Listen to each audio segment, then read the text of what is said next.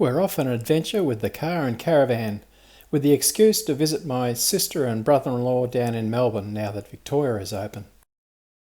We're taking our time to get there and taking the scenic route, inland. Being the lazy, retired people that we are, we've got no time constraints.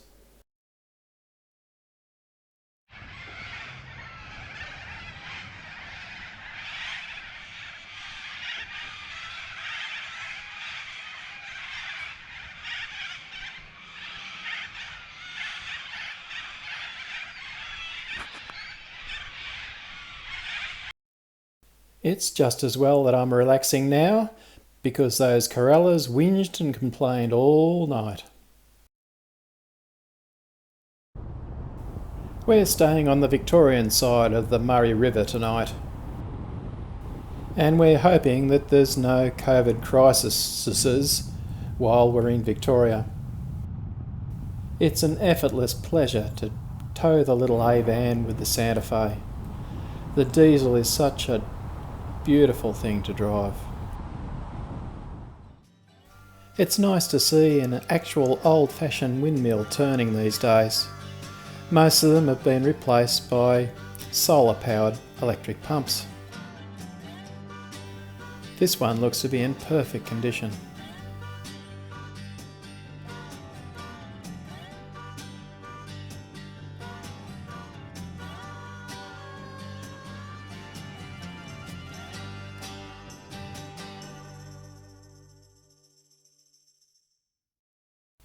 We glide through lots of small towns as we head south towards the Murray River. The Murray defines the boundary between New South Wales and Victoria, and we're staying on the Victorian side in a caravan park that's down a gravel road but is right on the river.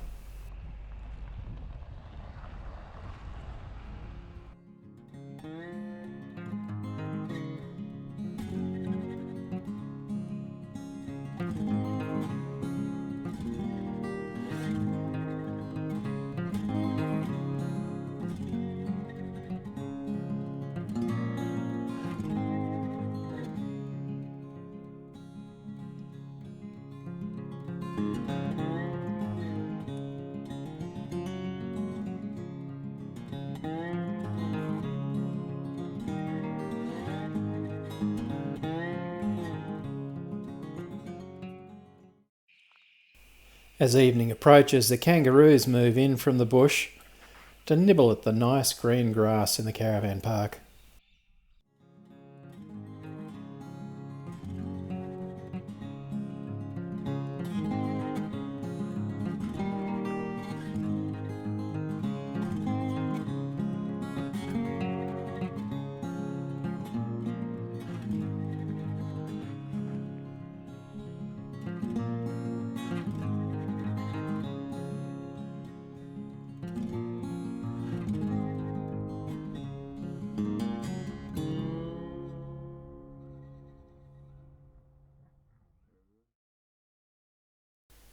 Heading to Lilydale today. Lilydale's on the eastern side of Melbourne and is a suburb that nestles just below the Dandenong Ranges.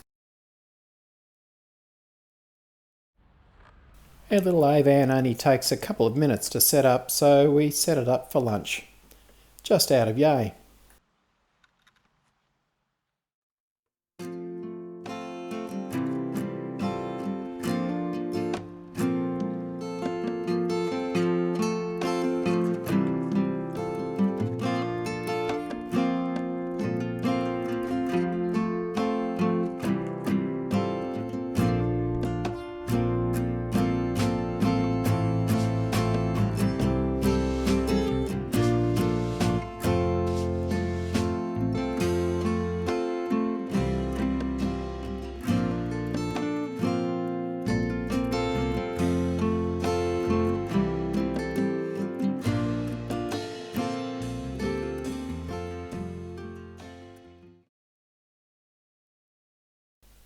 My sister and brother-in-law built this house in 1844 and have lived in it ever since. It's in the very exclusive suburb of Vermont. And as you can see, it's got a well-tended English country garden with a few natives thrown in here and there. Well, the bees aren't native, but we scored some excellent honey from them.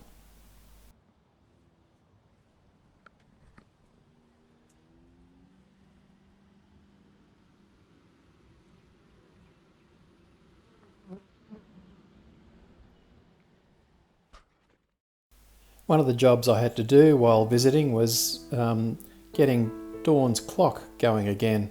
This is a wooden clock that I made some years ago, and surprise, surprise, it started running after a tiny bit of repair and tinkering. Neither Dawn or Arthur were all that thrilled with having a camera thrust in their face, so I had to do a bit of a sneaky here and there. And look at the backyard. Immaculate, just like the front.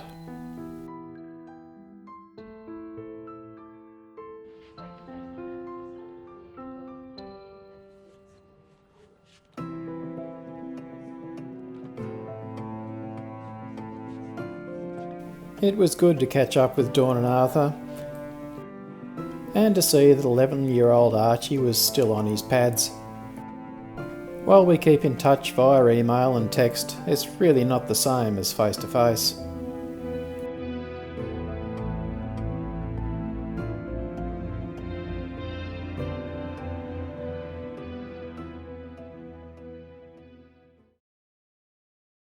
We spent 2 nights at Lilydale, but now we're off on the road again. We're only going to Yea today and we're going to spend 2 nights there. We did a diversion up to King Lake to look at the lake, and surprise, surprise, there's no lake, but there is a memorial for the bushfires that went through the place a number of years ago. By looking through the portal, you can see a number of dead trees, and then the skyline of Melbourne behind it. One of the nice things about having no time constraints is that we can stop when something catches our eye.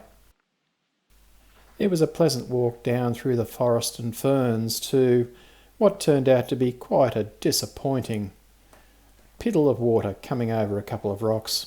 Oh well, can't win them all.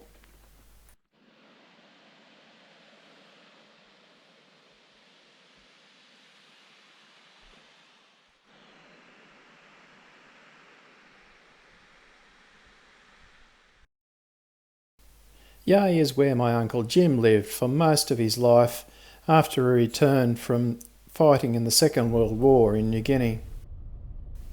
So tomorrow we're going to go and visit his old house and see what it looks like now. The caravan park's on the Yea River and it's not all that impressive. It's a clear flowing river up in the mountains, but as soon as it hits the valley, it turns nasty and brown.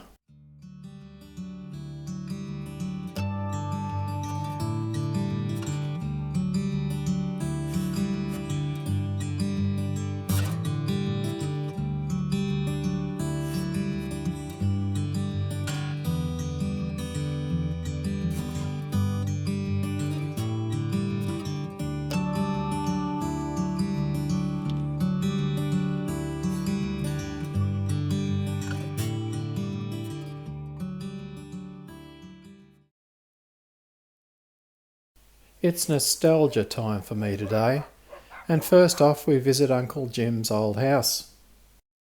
It was a very basic dwelling, no paint, no internal lining, no hot water in the house. But I've got fond memories of staying there many times when I was young. We holidayed at Murrindindi with the caravan on numerous occasions.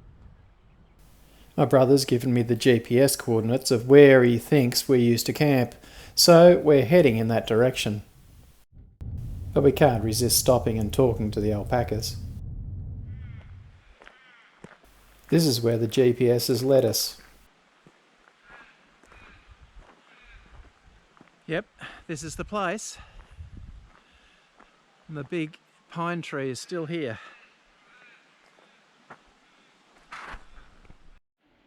We got to know the owners of the property and they allowed us to park inside their property on the other side of that big pine tree, right next to the river. It was idyllic, and back in those days there was hardly any traffic on the road. It's gratifying to see that the river is just as healthy as it used to be.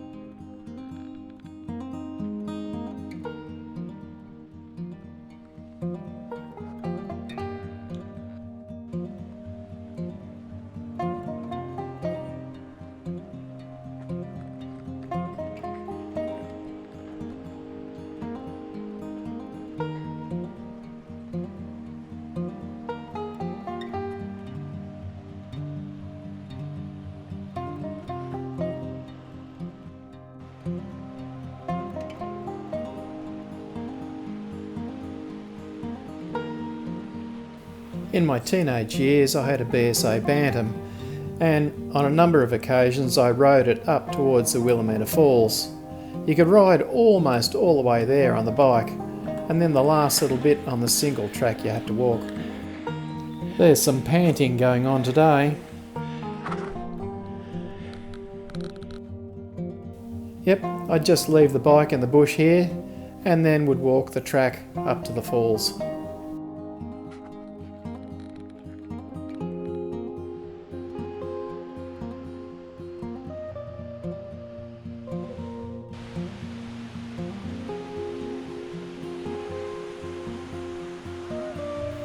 This wasn't here in my youth. This takes you up to the top of the falls. Wendy, being the show-off that she is, went up there and I waded down the bottom. Fortunately, the walk back was all downhill.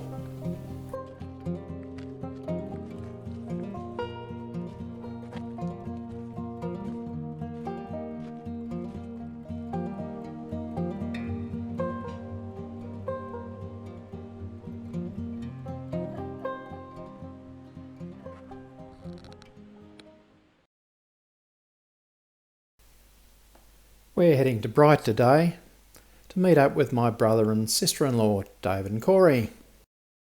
But first we needed to stop here on another bit of nostalgia. This is where I learnt to water ski, on Bonnie Doon.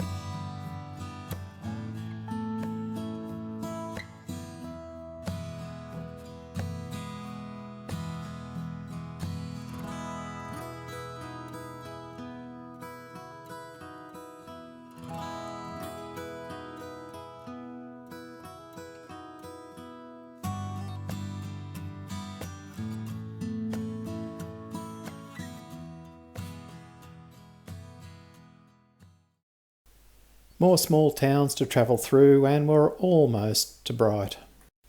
But it's close enough to lunchtime, so at Myrtleford we find a nice bakery and sit down and gorge ourselves.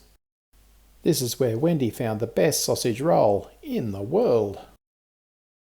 Poor Punk is another place we used to holiday when I was young, but it's changed so much I don't know which caravan park we used to stay at.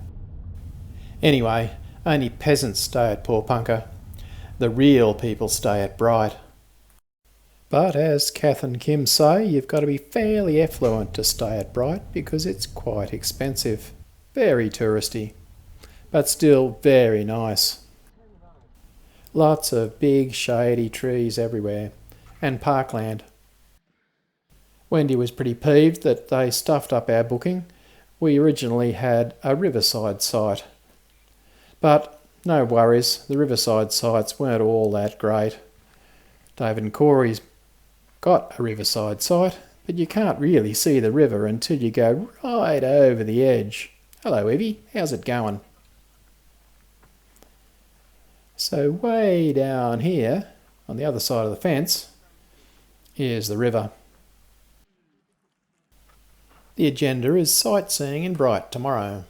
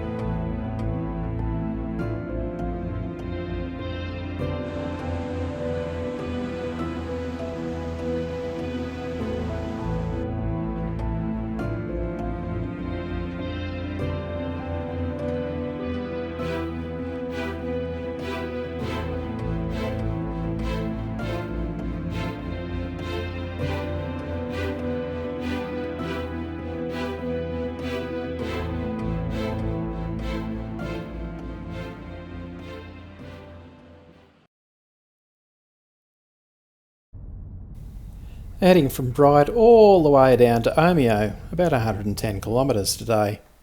What a huge trip this is going to be. But it will be interesting through lots of windy road. And we travel for most of the way through areas that have been burnt last Christmas through the bushfires. There's lots of evidence of recovery, but also lots of evidence of dead trees that are never going to recover.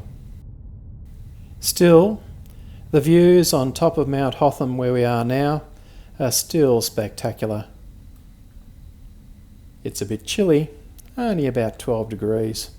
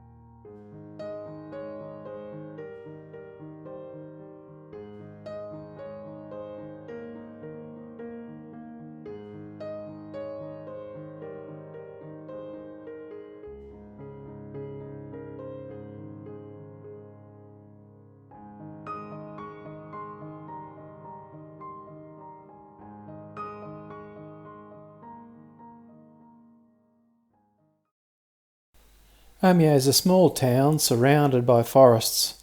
It was very fortunate to escape most of the fires during last year's enormous bushfires. The one caravan park is very picturesque. You can even buy takeaway here. And it's nestled right next to a tiny little clear flowing stream. However, the amenities are a bit to be desired. Still, can't have everything.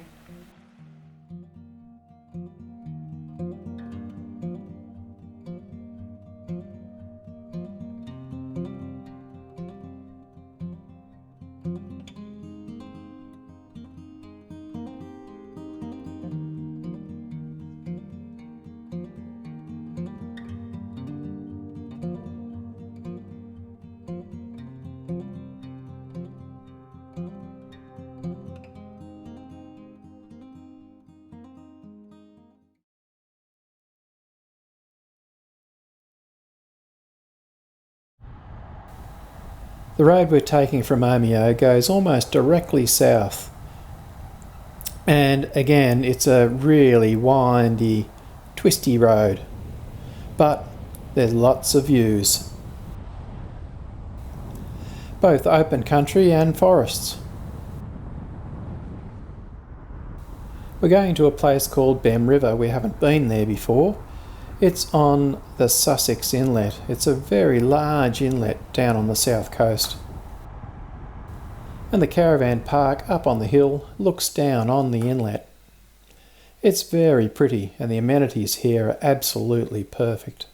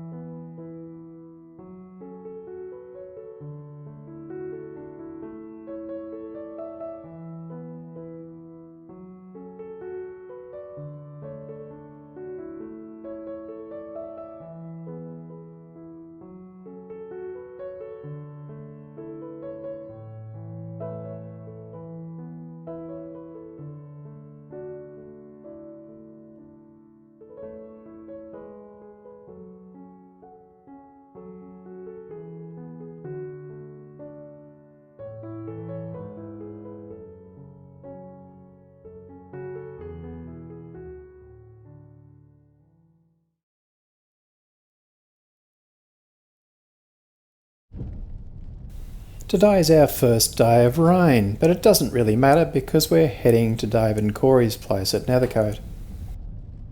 So it's the pure luxury of living indoors tonight. And it was supposed to be the next night as well, but then the COVID thing hit Victoria, and the initial edict was that we had to quarantine for 5 days. So we decided to leave the next morning and head straight for home.